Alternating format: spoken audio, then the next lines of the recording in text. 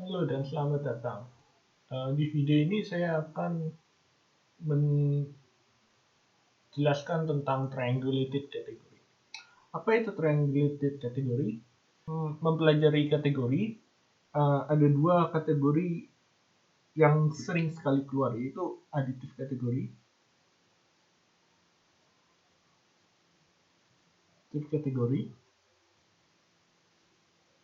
dan ada yang satu lagi yang namanya abelian kategori.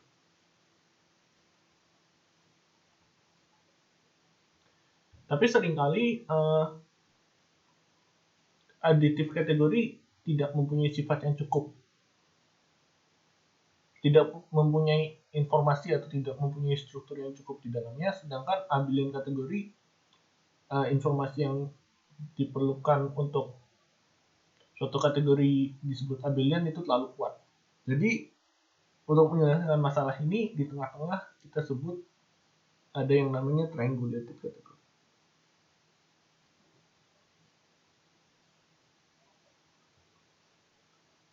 Oke.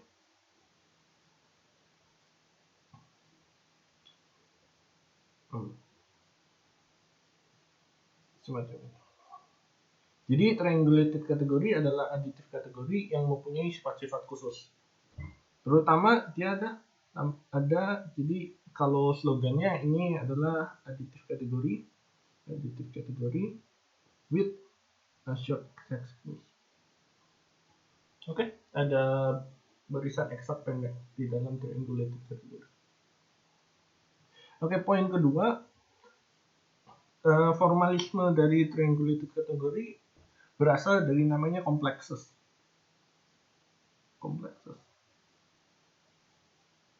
Jadi dia sangat mudah. Jadi secara sejarah awalnya orang ingin mempelajari kohomologi secara umum, jadi dia mempelajari dari kompleksis. Apa itu kompleksis? Kalau kita punya abelian kategori A,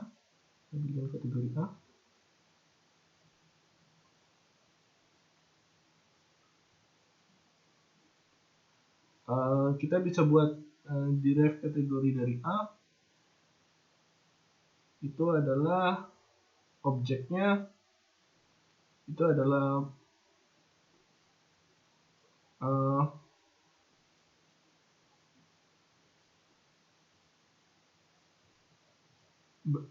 barisan dari objek dari A, dan ada kita spesify panah-panah tertentu yang kita sebut dengan differential, dan morfismnya cuma yang membuat dia komit.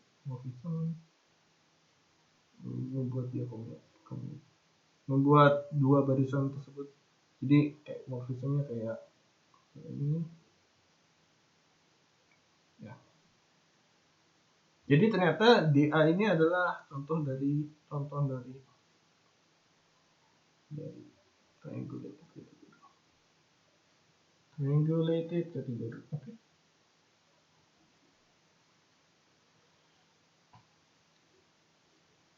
Ya, jadi dan dari bagaimana cara mengekstraksi, apakah kita bisa mengekstraksi A dari DA?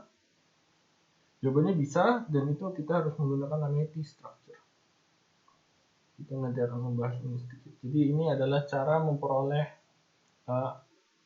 suatu abelian kategori dari triangulated category. Gimana caranya dia balik jadi abelian category. Oke. Apa itu triangulated category? Jadi triangulated category itu adalah sebuah additive kategori C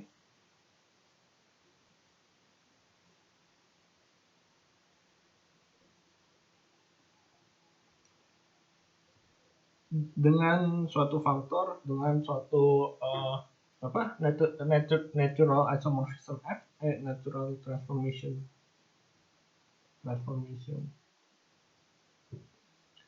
yang kita sebut bracket 1,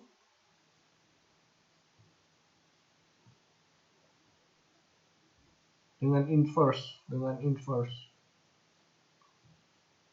min 1 sama. Oke. Ini disebut shift functor.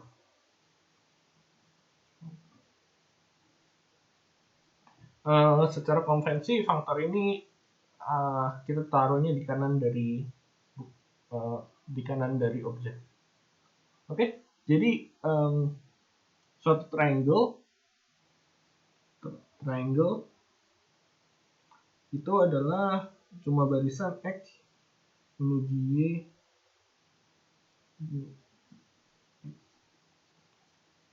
Ini kita sebut suatu triangle. Oke. Jadi informasi tambahan untuk suatu kategori menjadi suatu triangulated kategori adalah kita punya namanya exact triangle.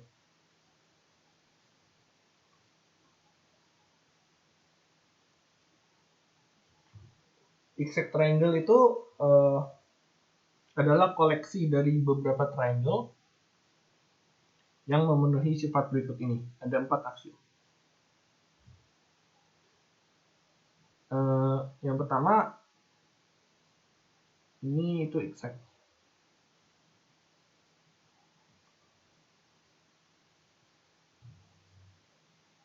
Jadi additive kategori C-nya ini ada 0 ya, bit 0. Ini bit 0. Ada 0 objek di situ. Oke, yang pertama ini adalah kalau kita sebut exact triangle sebagai delta biasanya ini di dalam delta. Dalam segitiga, ini yang kedua untuk setiap F morfisma antara dua objek F, maka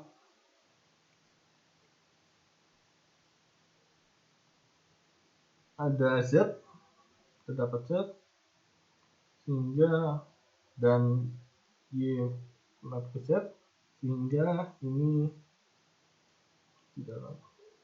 Ini adalah exact triangle. Oke. Dan yang aksioma selanjutnya adalah kalau dia stable under isomorphism. Kalau kita punya dua triangle yang isomorphic, kita tulis triangle isomorphic to exact triangle. Triangle is exact. Oke, jadi kalau kita objek X diganti sesuatu yang isomorphic, nggak ngaruh, tetap exact. Ya, masih natural. Yang menarik selanjutnya itu adalah kedua, itu rotation. Kalau kita punya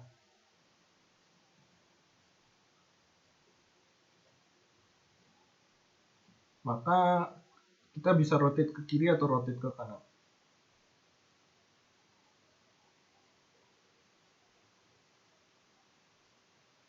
Oke, kalau ini kita petanya U, ini minus U shifted by 1.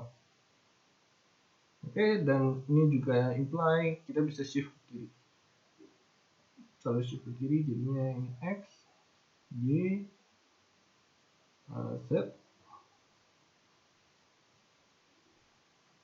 Z min 1. Kalau ini kita sebut V, ini min V min 1. Oke, ini juga di dalam, ini juga bisa.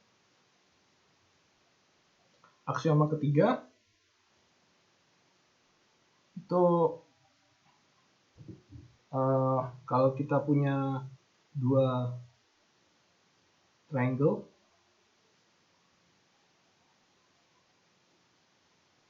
kita bisa complete dia jadi diagram. Kalau kita punya morfisma antara dua triangle,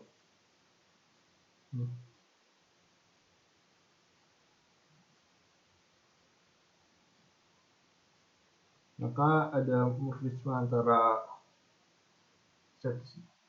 Oke. Z di sini sering disebut cone dari. Kalau kita punya ini, kita sering sebut ini objek Z ini depend only on F ya, berarti kita sebut Z itu sama dengan count dari F. Warning, ini count ini nggak count itu nggak faktorial.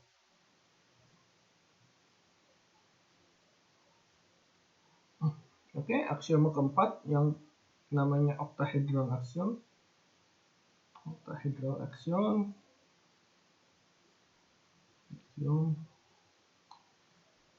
atau yang ini sering disebut juga dengan third isomorphism theorem.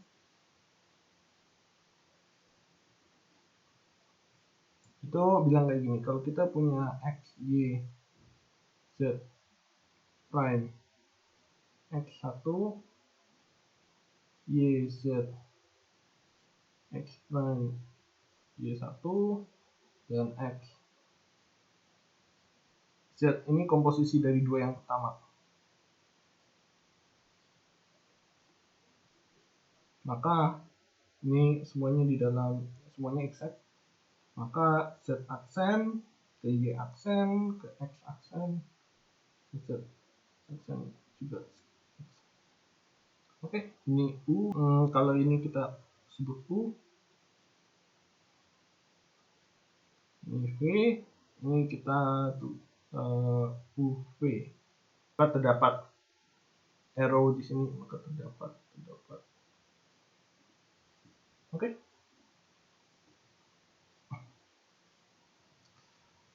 Ya, ini aksiom dari triangulated category. Jadi seperti additive category, tapi triangle playing the role of short exact sequence.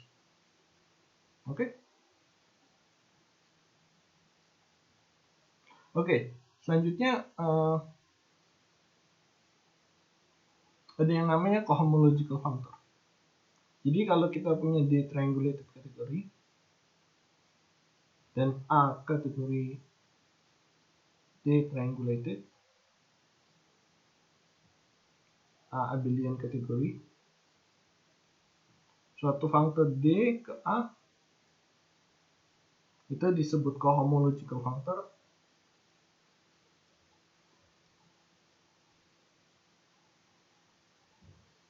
Misalnya F, apabila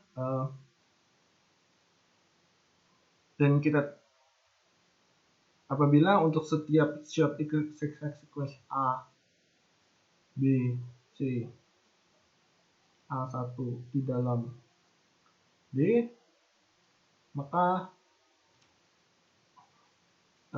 kita punya long exact sequence di dalam A.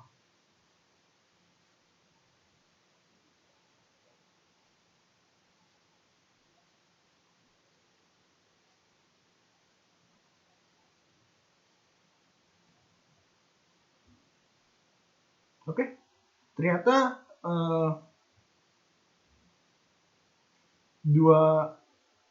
untuk setiap objek T, ini teorema yang penting untuk setiap objek T di dalam D, home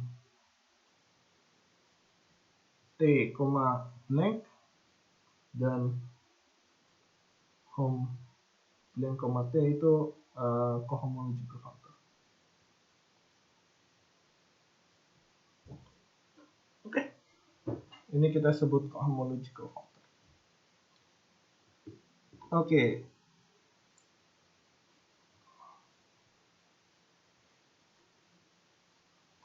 Ya, sebagai contoh tadi udah dibilang di awal, kategori dari derived kategori dari sebuah abelian kategori adalah triangulated kategori.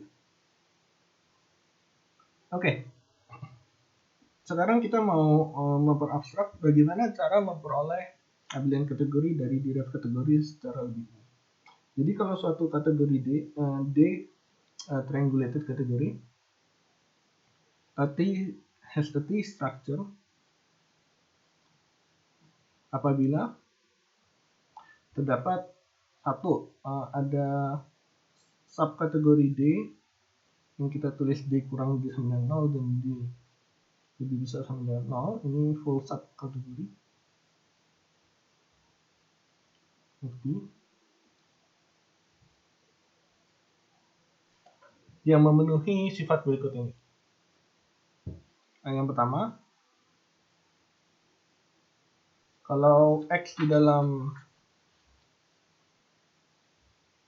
dan Y di dalam, maka home dari X, Y min 1 itu 0. Jadi nggak ada morfisme antara kiri dan kanan. 2, kalau X di dalam D 0, maka X1 di dalam. Oke, dan kebalikannya juga benar. Kalau Y di dalam D 0, maka Y min 1 di dalam. Oke, kalau kita tulis D N sebagai D 0 shifted by min N, dan D N itu sama dengan D 0 shifted by min N, maka kita punya filtration atau kita punya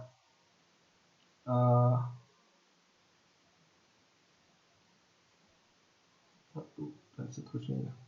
Ini juga di dalam satu dan seterusnya. Oke. Ini aksioma 2. Oke. Jadi ternyata inklusi, jadi kan karena dia subkategori, kita punya inklusi ini, inklusi dari D kurang dari sama dengan 0 ke D itu punya adjoint yang kita sebut, jadi kita punya adjoint yang kita sebut truncation factor. Oke.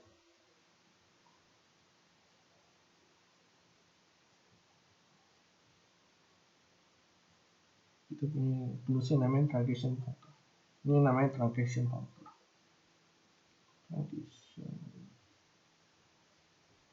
Oke, kebalikannya juga sama, ada yang namanya T lebih besar sama dengan 0. Jadi ini adalah adjoint dari inklusi dalam dan ke kanan. Kiri ke kanannya saya nggak mau bahas. Jadi diberikan D dengan T. Sekarang diberikan D dengan T structure. Dengan T structure yang define T kurang dari sama dengan 0 dan T besar dengan 0. Kita define TH0 itu sebagai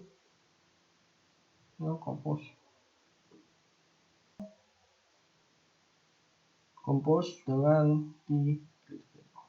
Oke, ternyata bisa dibuktikan. Ini juga sama dengan tau greater than 0 compose dengan tau greater than 0. Oke. Dan ternyata tau ini adalah cohomological factor.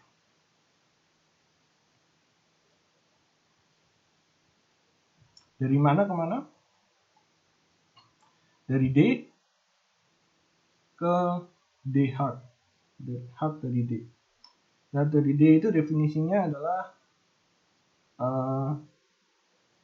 0 intersect dengan. Oke, ini adalah full subcut dari D. Nggak full. Dia cuma subcut dari D. Oke, dan ternyata teorema penting selanjutnya adalah ini adalah abelian kategori.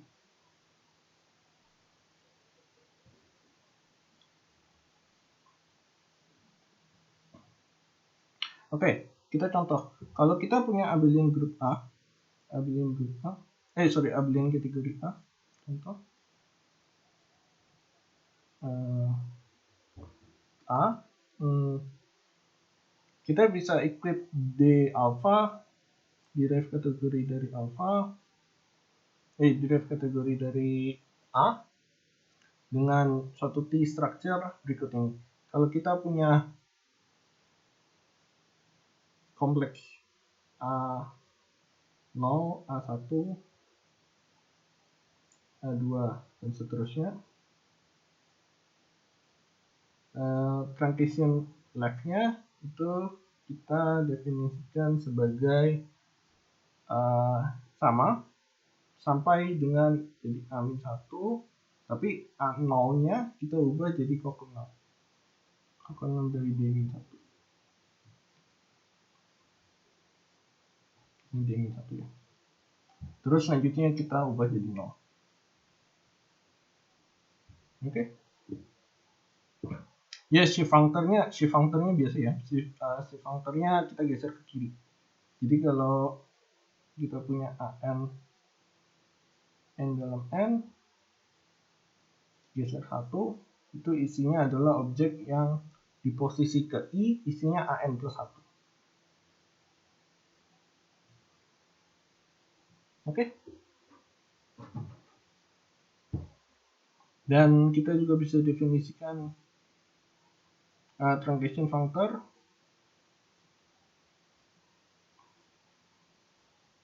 dari objek yang sama. Itu kita mulai dari 0, terus di posisi ke min 1-nya diganti dengan ker dari D0, terus masuk ke A0, terus masuk ke A1 dan seterusnya. Oke, data, terus kita define D ini sebagai truncation dari DA. Dan simetri dari DA. Oke, ternyata ini adalah T-structure.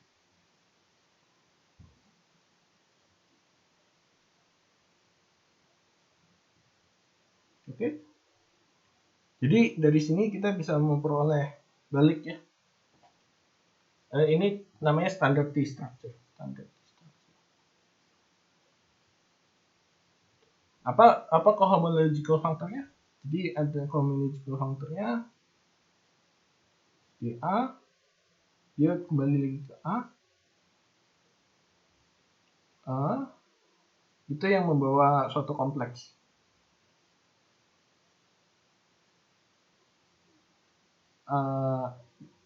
AN ke D0 per image D1 atau H0 dari A.